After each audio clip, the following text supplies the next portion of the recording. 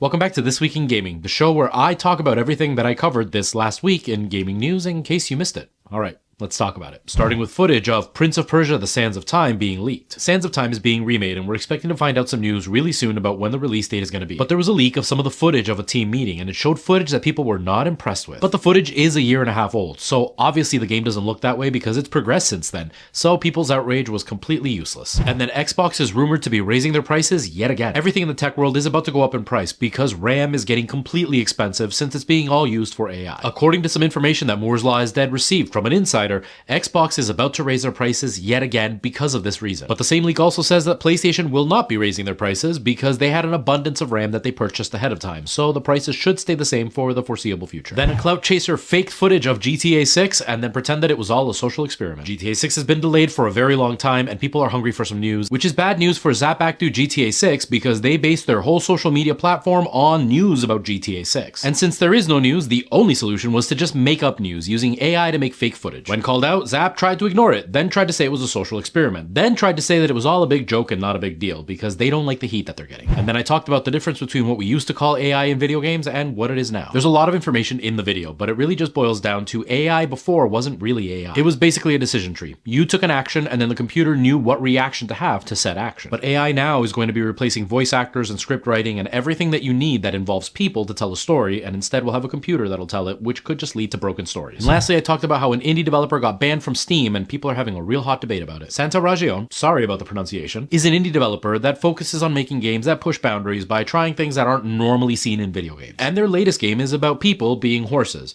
Not pretending to be horses, but just being treated the way that we treat horses. Steam asked for a version of the game so they could see what the game was going to be about, and the version that they got included a child riding a youthful horse. I should add, these horse people are dressed the way that horses are in real life. Use your imagination, or don't. And because of this, Steam banned the game. Well, the developer says it's unfair because they no longer have children in the game and now it's all adult horses, so they should be allowed. The thing is, video games are live. They can get updated at any time, and Steam isn't going to be checking every single update to see if they bring back those kids.